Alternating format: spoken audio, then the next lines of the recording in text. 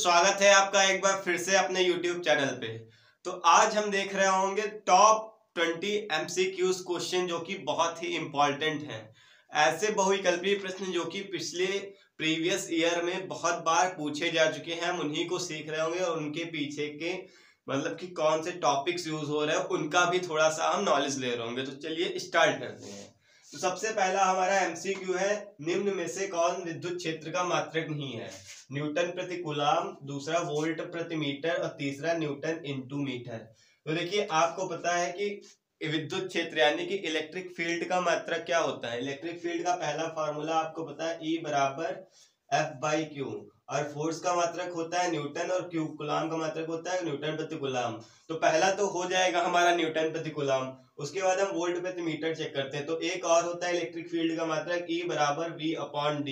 ये क्या होता है? ये रिलेशन होता है इलेक्ट्रिक फील्ड और विभव यानी कि पोटेंशियल के बीच में। तो यहाँ से V वोल्टेज हो जाएगा और D मीटर, D होता है डिस्टेंस या डिस्प्लेसमेंट। तो ये भी है, न्यूटन इंटू मीटर यानी कि यहाँ पे नहीं है। तो इसका सही आंसर क्या होगा? Newton into metre. फिर उसके बाद एक इलेक्ट्रॉन वोल्ट का मान क्या है? तो ये तो हमने आपको बहुत बार ही बताया कि एक इलेक्ट्रॉन वोल्ट का मान होता है 1.6 इंटू 10⁻⁹ जूल। तो इसका आंसर क्या हो जाएगा? 1.6 इंटू 10⁻⁹ जूल। उसके बाद नेक्स्ट क्वेश्चन है, कार्बन प्रतिरोध में लाल कलर कार्बन प्रतिरोध का कलर कोड में लाल रंग का मान कितना होता है? तो इसके लिए आपको बस एक शॉर्ट ट्रिक याद रखनी है। वो ट्रिक कौन सी है? वो ट्रिक है बीबी रॉय जी। बीबी रॉय जी का मतलब क्या है? चलिए अभी हमको बताते हैं, बस हमें स्पेस चाहिए थोड़ा, तो ऊपर के 2 MCQ हटा दे रहे हैं। हाँ देखिए, आपको ट्रिक जो याद रखनी है वो ट्रिक क्या है? वो ट्रिक है बीबी रॉय जी। ठीक, तो देखिए बी से क्या होता है? बी से हो जाएगा पहले ब्लैक, उसके बाद बी से होगा ब्राउन, फिर रेड होगा, और उसके बाद ऑरेंज से, उसके बाद येलो, और फिर ग्रीन। तो हमें पूछा क्या गया है कि कार्बन कलर कोड में लाल रंग का मान कितना होगा। अब देखिए जो मान इसके स्टार्ट होते हैं वो मान इसके 0 से स्टार्ट होते हैं। तो 0 1 2 3 4 5 और भी होते हैं कलर, लेकिन हमने आपको इतने ही बताया। तो 2 पे आ रहा है, रेड क्या है? 2। तो यानी कि कार्बन प्रतिरोध का कलर कोड में लाल रंग का कितना मान होगा? 2। ठीक, फिर नेक्स्ट क्वेश्चन है, 20 सेंटीमीटर फोकस दूरी वाले उत्तल लेंस की डायोप्टर में क्षमता कितनी होगी? तो ये बहुत ही बेसिक सा सवाल है, 10th क्लास से चला आ रहा है ये सवाल। कितनी होती है? इसका फॉर्मूला आपको याद होना चाहिए। क्या होता है? पावर बराबर P बराबर 1/F मीटर में अगर है। अब ये सेंटीमीटर में दिया है, तो सेंटीमीटर में दिया है तो उसको मीटर में चेंज करने के लिए हम ऊपर 100 से कर लेंगे मल्टीप्लाई। ठीक है, तो देखिए डायरेक्ट 100 से मल्टीप्लाई करते हैं फिर निकालते हैं। तो ये हो जाएगा 100/F इन सेंटीमीटर। 100/F इन सेंटीमीटर। कितना सेंटीमीटर दिया है? 20, यानी कि 20 पंचे 100। तो इसका आंसर कितना होगा? 5 डायोप्टर। तो उत्तल लेंस की डायोप्टर में क्षमता कितनी होगी? 5। ठीक, फिर नेक्स्ट 5वां क्वेश्चन है, पी टाइप सेमीकंडक्टर में मुख्य धारावाहिक क्या होता है? तो देखिए मुख्य धारावाहिक तो दोनों में अलग होते हैं। 2 टाइप के सेमीकंडक्टर हमने आपको बताए थे, अशुद्ध अर्धचालक कितने प्रकार के होते हैं? 2, पहला पी टाइप, दूसरा एन टाइप। अब पी टाइप में देखिए जो मेन होते हैं वो क्या होते हैं? कोटर, उन्हीं को कहते हैं हम होल्स, क्योंकि उसमें जो मेन धारावाहिक होते हैं मतलब कि मैक्सिमम जो उपस्थित होते हैं वो होते हैं कोटर। वही एन टाइप में नेगेटिव चार्ज यानी कि इलेक्ट्रॉन होता है। तो पी टाइप सेमीकंडक्टर में क्या हो जाएगा? कोटर हो जाएंगे। फिर नेक्स्ट हमारा क्वेश्चन है, चुंबकीय क्षेत्र का मात्रक। तो देखिए चुंबकीय क्षेत्र का मात्रक क्या होता है? चुंबकीय क्षेत्र का मात्रक पहला टेस्ला होता है, और उसके और क्या होता है? वेबर प्रति मीटर स्क्वायर होता है।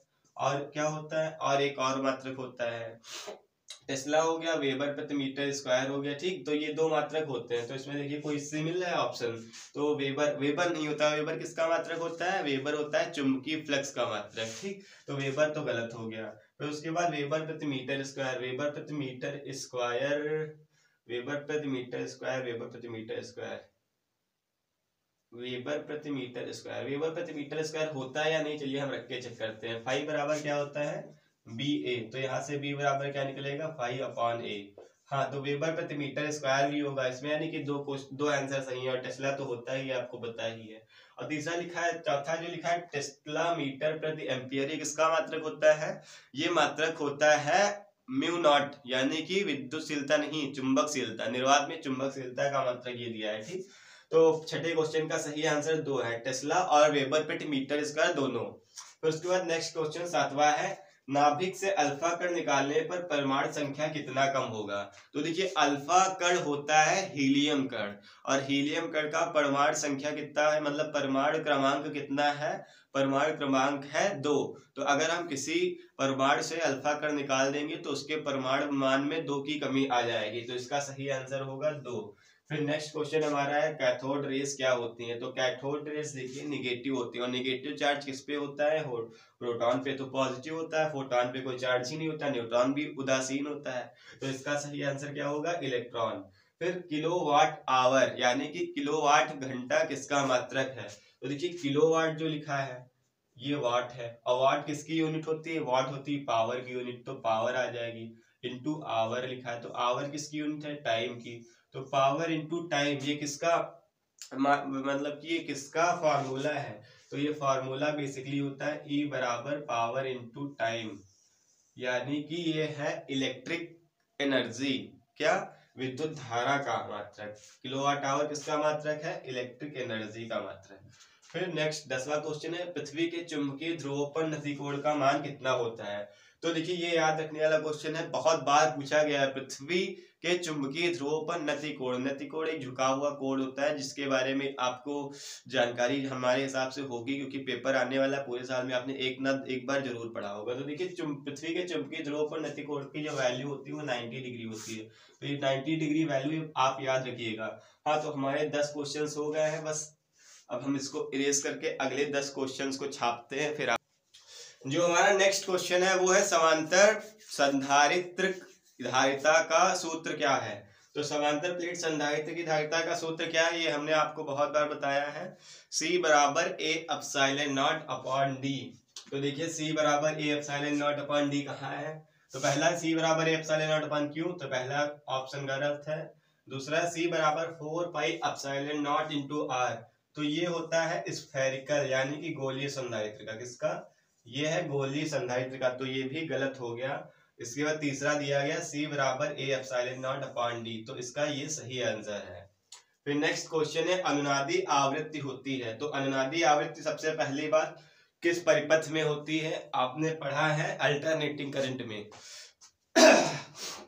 आपने अल्टरनेटिंग करंट में पढ़ा है कि जो अनुनादी आवृत्ति है वो LCR परिपथ में होती है। किस कंडीशन में, जब XL बराबर होता है XC के, यानी कि जब Z बराबर होता है R, तब अनुनादी आवृत्ति होती है। कितनी होती है, 1F बराबर 1/2 pi under root L upon C। तो अब चलिए देखते हैं। तो देखिए पहला लिखा है 2 पाई अंडर रूट 1/LC, तो ये गलत है। दूसरा 2 पाई अंडर रूट LC, ये भी गलत है। चौथा है 1/2 pi into under root LC, ये भी गलत है। नेक्स्ट क्वेश्चन है हमारे पास, मतलब लास्ट ऑप्शन जो है वो है 1/2 पाई अंडर रूट 1/LC, तो इसका आंसर ये है।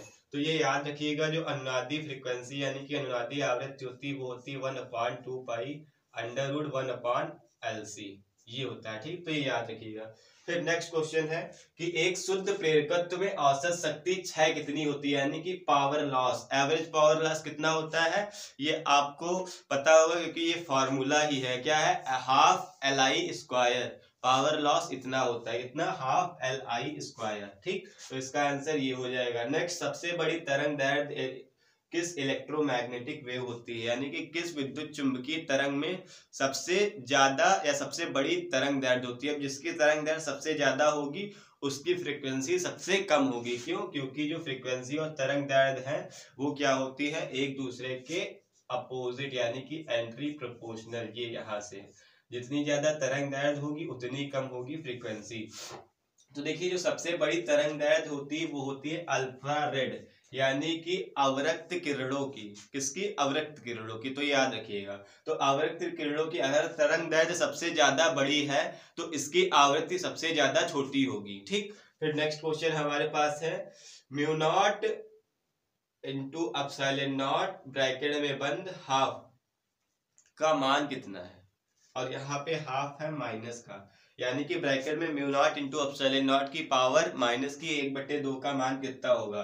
तो देखिए ये क्वेश्चन 2 चैप्टर्स में है, पहला 8 चैप्टर में भी है और वो इसका शायद डेरिवेशन भी है 4 चैप्टर में। तो वहां पे निकल के आता है, जब हम इनके बीच रिलेशन निकालते हैं तो इसका वैल्यू कितना निकल के आता है 3 × 10⁸ मीटर पर सेकेंड, यानी कि जो इसका रिलेशन निकलता है 1/μ0 एप्सिलॉन नॉट की पावर हाफ, इसका बराबर होता है c, यानी कि 3 × 10⁸ मीटर पर सेकेंड। तो इसका सही आंसर क्या हो जाएगा 3 × 10⁸ मीटर पर सेकेंड। अब एग्जाम में आप ये याद रखिए कि माइनस माइनस के चक्कर में माइनस के 8 पे ना लगा दे, और मीटर पर सेकंड जो लास्ट की यूनिटें होती है ये आपको देख के चलनी है। अगर आपने यूनिट नहीं देखी तो आपका मार्क्स गलत हो जाएगा। जल्दी जल्दी में आपने पता चला 3 × 10⁸ मीटर पर सेकंड स्क्वायर लिखा हुआ और आपने वहां टिक लगा दी तो ये गड़बड़ हो जाएगी, इसलिए यूनिट भी देख के रखिएगा। नेक्स्ट क्वेश्चन है, वायु में प्रकाश की चाल 3 × 10⁸ मीटर पर सेकंड है, ये हमें पता भी है। और 1.5 अपवर्तनांक वाले कांच में प्रकाश की चाल कितनी होगी। तो अपवर्तनांक का फॉर्मूला आपको पता होगा n = c/v, तो उस फॉर्मूले का यूज करके हम इसे निकाल लेंगे। ये बेसिकली एक हिसाब से छोटा सा न्यूमेरिकल भी बन जाता है, n = c/v। तो यहाँ से v हमें निकालना है, तो v बराबर क्या हो जाएगा c/n, v बराबर c/n, c/n। तो c की वैल्यू हमें दी गई है 3 × 10⁸ मीटर पर सेकेंड और n है 2 ही तो है, कहाँ गया क्वेश्चन, ये हाँ 1.5 अपवर्तनांक। तो 1.5 अपवर्तनांक तो क्या सीधे काटेंगे, 1.5 दूना 3, तो आ जाएगा 2 × 10⁸ मीटर पर सेकेंड। तो इसमें ये आंसर इसका सही हो जाएगा, सेकंड नंबर ऑप्शन इसका सही है, 2 × 10⁸ मीटर पर सेकेंड। फिर नेक्स्ट क्वेश्चन है, वस्तु में बड़ा आभासी प्रतिबिंब बनाने वाला दर्पण, मतलब कि जो ऐसा कौन सा दर्पण है जो वस्तु से बड़ा और आभासी प्रतिबिंब बनाता है। तो आपको पता ही होगा कि अवतल दर्पण में वस्तु से बड़ा और आभासी प्रतिबिंब बनता है, तो इसका सही आंसर हो जाएगा अवतल दर्पण। फिर नेक्स्ट क्वेश्चन है, प्रकाश की अनुप्रस्थ यानी कि ट्रांसवर्स प्रकृति सिद्ध होती है किसके द्वारा, परावर्तन से, अपवर्तन से, ध्रुवण से या व्यतिकरण से। तो ये आपको पता है कि अनुप्रस्थ नेचर जो है प्रकाश का वो किससे सिद्ध होता है, पोलराइजेशन यानी कि ध्रुवण के द्वारा। तो इसका सही आंसर क्या हो जाएगा ध्रुवण, सेकंड ऑप्शन। फिर अगला क्वेश्चन है, matter waves does not depend on, यानी कि द्रव तरंगे किस पे डिपेंड नहीं करती हैं। तो द्रव तरंगे किस पे डिपेंड नहीं करते, इसके लिए हमें फॉर्मूला पता होना चाहिए, लैम्डा बराबर h/p, p होता है मोमेंटम mv। तो सबसे पहले इसमें ऑप्शन देखते हैं, मास, तो मास तो साफ साफ दिख रहा है, मास पे डिपेंड करेगा, v भी दिख रहा है यानी कि वेलोसिटी वेग पे भी डिपेंड करेगा, और ये p बराबर होता है mv यानी कि मोमेंटम पे भी डिपेंड करेगा। तो लास्ट हमारे पास ऑप्शन बच जाता है चार्ज। तो इस फॉर्मूले के अकॉर्डिंग जो द्रव तरंगे हैं वो चार्ज पे डिपेंड नहीं करती हैं, ठीक है। फिर अब हमारे पास एक लास्ट क्वेश्चन बच जाता है, तो लास्ट क्वेश्चन देखिए 19 हो गया, लास्ट क्वेश्चन हम देख लेते हैं। लास्ट क्वेश्चन हम आपसे पूछ रहे हैं, उसके ऑप्शन अभी आपको हम दे रहे हैं। लास्ट क्वेश्चन ये है कि जो फोटोन का है वो विराम द्रव्यमान कितना होता है, यानी कि रेस्ट मास ऑफ फोटोन। क्या आपको पता है, देखिए ऑप्शन भी दे रहे हैं, फोटोन का रेस्ट मास कितना होता है। 20 नंबर जो क्वेश्चन है वो है फोटोन का रेस्ट मास यानी कि विराम द्रव्यमान कितना होगा। पहला ऑप्शन है आपके पास E बराबर h/μ या फिर hf, दूसरा है आपके पास E बराबर hc/λ, तीसरा क्वेश्चन है, तीसरा आंसर है आपके पास 0, चौथा है 1.6 × 10⁻⁻19 कूलम। तो आप बताइए इसमें कितना होता है। देखिए तो बताना क्या है, देखिए अगर गति में है, अगर फोटोन चल रहा है कंटिन्यू बंडल, फोटोन होता है क्या है, फोटोन होते हैं ऊर्जा के छोटे छोटे पैकेट्स। ये किसने बताया था फोटोन को, मैक्स प्लांक ने बताया था इन 1919 में, अपने थ्योरी में बताया था, प्लांक का क्वांटीकरण का सिद्धांत इन्होंने दिया था, फोटोन का क्वांटीकरण का सिद्धांत, तो वहां पे बताया था। तो वहां पे इन्होंने बताया था अगर फोटोन जो है काइनेटिक एनर्जी यानी कि गतिज अवस्था में है तो उसकी एनर्जी होगी E बराबर hf या h𝜇, और f की जगह आ जाएगा hc/λ। तो ये दोनों ऑप्शन तो सब सही होंगे जब फोटोन कर रहा होगा गति, लेकिन यहाँ पे है रेस्ट में, तो रेस्ट में उसका मास, अब ये 1.6 × 10⁻⁻19 कूलम, ये तो मास होता है इलेक्ट्रॉन का, तो ये भी ऑप्शन गलत हो जाएगा। तो इसका आंसर कितना है 0। तो फोटॉन का जो रेस्ट मास है वो 0 है। तो ये 20 जो न्यूमेरिकल न्यूमेरिकल नहीं है, ये जो 20 हमने आपको एमसीक्यूज या ऑप्शनल करवाए हैं, ये आप देख लीजिए बहुत ही इंपॉर्टेंट है, मतलब कि हर साल कंटिन्यू पूछे गए हैं, इसलिए आपको हमने पूरी बुक से सेलेक्ट करके बताए थे। नेक्स्ट वीडियो में हम आपको कुछ 2 नंबर के जो क्वेश्चंस आते हैं अति लघु उत्तरी, वो आपको हम 10 क्वेश्चंस बता रहे होंगे। तो तब तक के लिए बने रहिए हमारे चैनल के साथ और अपनी पढ़ाई करते रहिए, जी जान झोंकते रहिए, क्योंकि बस यही लास्ट के 5-6 दिन है जिसमें आपको अपना 100% देना है। साल में जितना पढ़ा है उसको आपको सामने रखना है, प्रूफ करना है, दिखाना है। हालांकि नंबर ज़्यादा मैटर तो नहीं करते, मैटर तो नॉलेज करता है, लेकिन जब नॉलेज होगा तो नंबर तो ऑटोमेटिकली आ जाएंगे। ठीक है, तो पढ़ाई करते रहिए, लेक्चरबाजी हमारी ऐसे ही चलती रहती है कभी कभी। ठीक है, तो पढ़ाई करते रहिए, मिलते हैं किसी अगले वीडियो में, तब तक के लिए जय हिंद।